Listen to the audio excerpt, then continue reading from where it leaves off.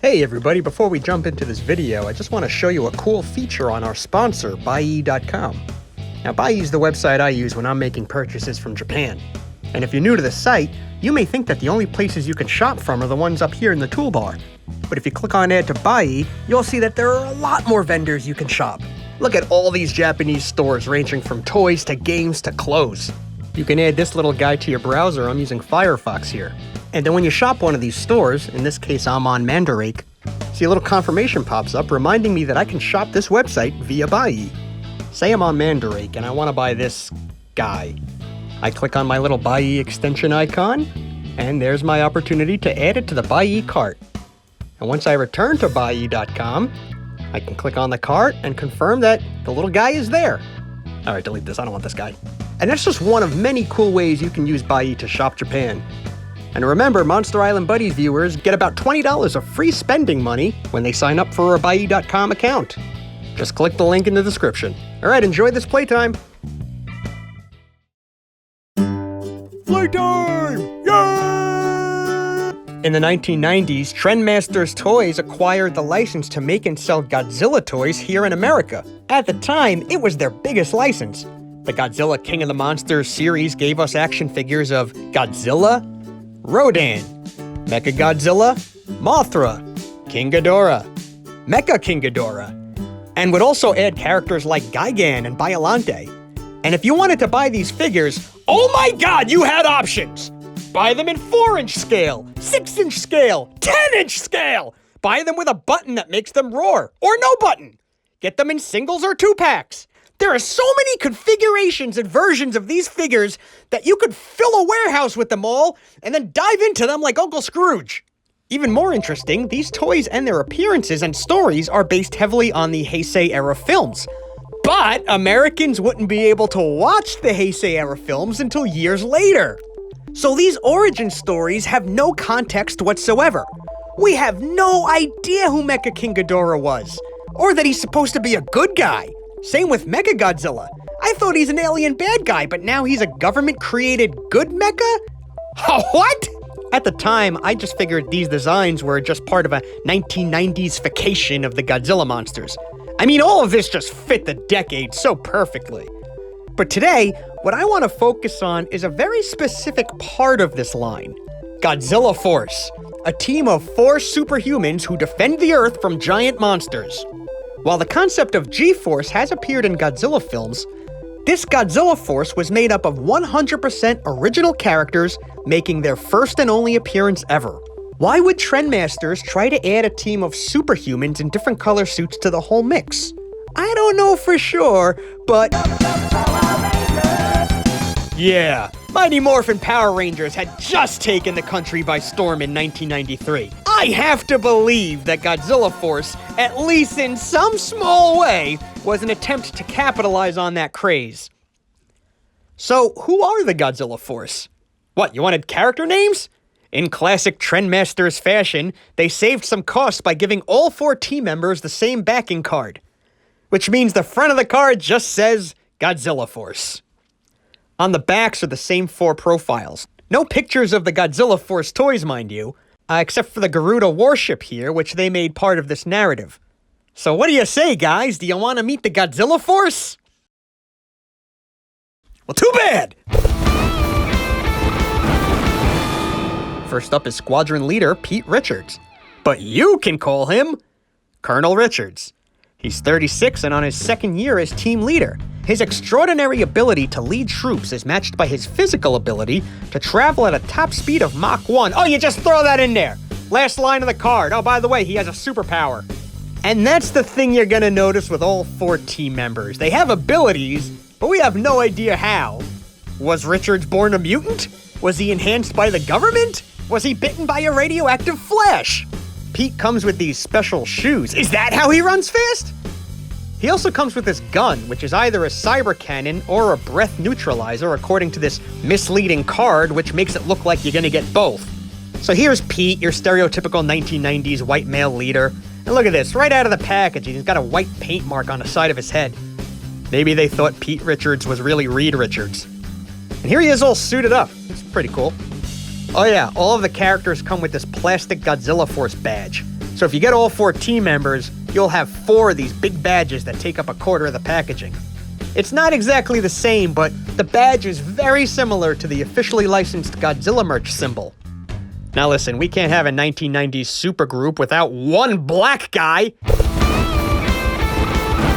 Boom! David Easton. He's got glasses, so that means he's smart. He's got a gun. One of those 2 guns. And this thing. What is that, the ultimate nullifier? David's in the red suit, but you wouldn't know it by this card art, which looks like he's the whole damn rainbow. Speaking of which, let's check out his stats. According to this, while David was studying for his PhDs, he discovered he's also a precog of sorts, able to forewarn against Godzilla's impending attacks. What's with this drop shadow on this text? It's like they know the story is full of holes, so they don't want you to be able to read it. If we have a token African American on a team, you know we also need a token woman.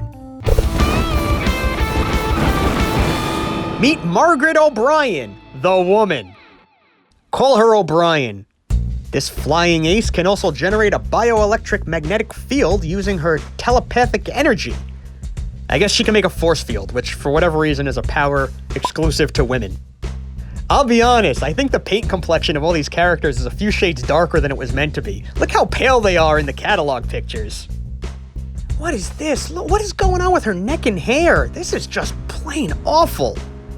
As you can see, she'll be playing the part of the White Ranger, and just so there's no confusion about who's who, they gave O'Brien's armor boob plates. O'Brien comes with the same gun that the Colonel had, but also a net. But why? You can't catch Godzilla with a net.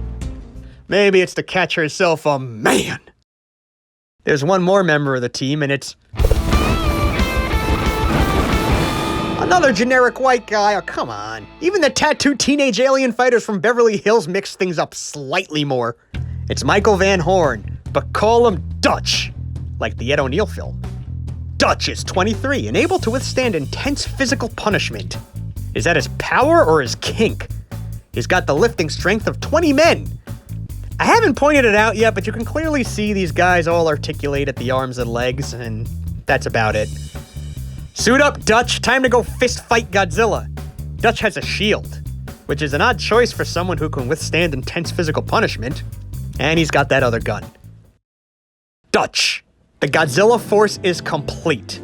They're not bad, if anything, pretty generic. If you saw these loose at a flea market, you might think they're like Power Ranger bootlegs or something.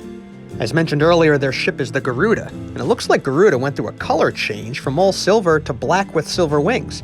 Now get this, Garuda comes with a pilot, and depending on which Garuda you buy, you can get any of the 4 team members. I happen to get Dutch.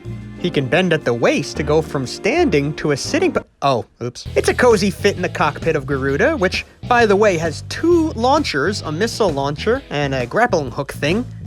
And because this is a Trendmasters toy, you gotta be careful because these missiles go far. I like this ship, I like the shine. I'm glad they didn't make it all chrome. Look at what it says for Garuda. First, it actually mentions how it's named after the Asian bird god. That's cool. But this last sentence, the Garuda warship was the best hope to destroy Godzilla. Was? What do you mean was? What happened? I didn't even play with it yet. You're telling me it's already destroyed? What's funny is the back of Garuda's card has almost the same text, but changed the was to is. Guess someone caught it, although there's still a was up here.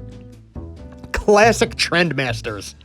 Oh my god, this drop shadow. It's like they lifted the text 5 inches off the card. So, as Godzilla fans will tell you, the Garuda appeared in Godzilla vs. Mechagodzilla 2, where it was able to attach to Mechagodzilla's back to create Super Mechagodzilla. Can the toy do it? It says on the Garuda packaging that it can, although half of this text is going under the bubble. Attached to Mechagodzilla? Which one? Well, it certainly can't attach with the 6-inch figures, even if the scaling looks pretty okay. Get on him. Get on him! We gotta go bigger.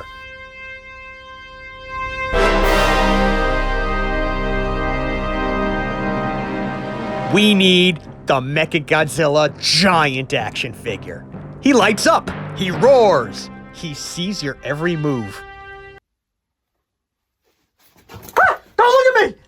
But there's nothing here about Garuda. just this mysterious extra plate the figure comes with. Knockdown buildings included? What buildings? Do you mean the cardboard? Freaking Trendmasters.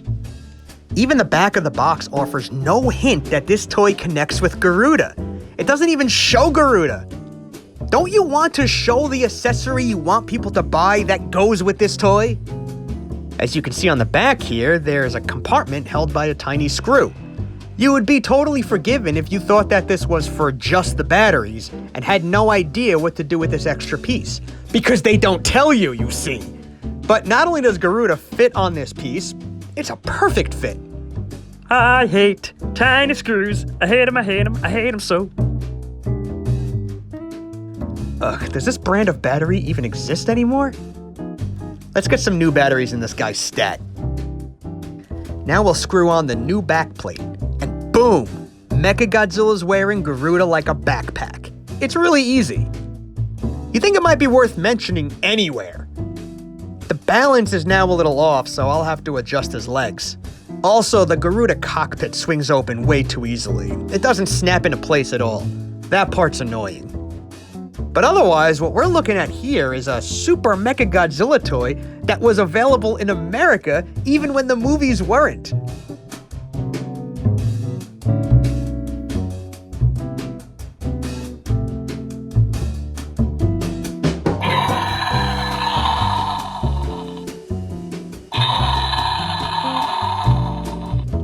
Oh, and it looks like JCPenney had an exclusive box set where you can get both the Mechagodzilla and Garuda together.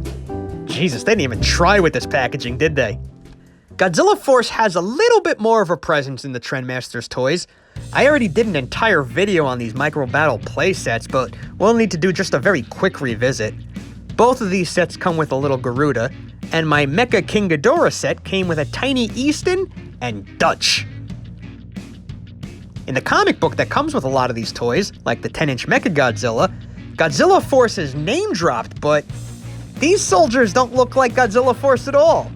You couldn't give O'Brien one panel? You couldn't name-drop Dutch? These are original characters. A comic book was the perfect way to at least acknowledge them. You have to wonder if there were conversations about a possible cartoon show or hell, a live-action show. Imagine they tried splicing American footage with Heisei-era Godzilla footage. That'd be nuts. Well, Godzilla Force did get a very, very brief live-action appearance in a commercial. The Godzilla Force and Mechagodzilla.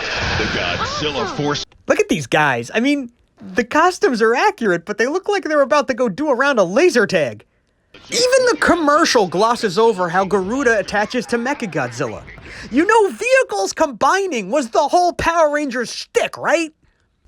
Needless to say, the whole Godzilla Force angle did not take, and it was quickly dropped. And that would be it for human toys until the 1998 movie. And that's a shame! Who's to say we couldn't have had a Godzilla Saturday morning cartoon if more of these guys sold? But instead they tanked. They had two psychics on the team, and I guess neither one saw that coming.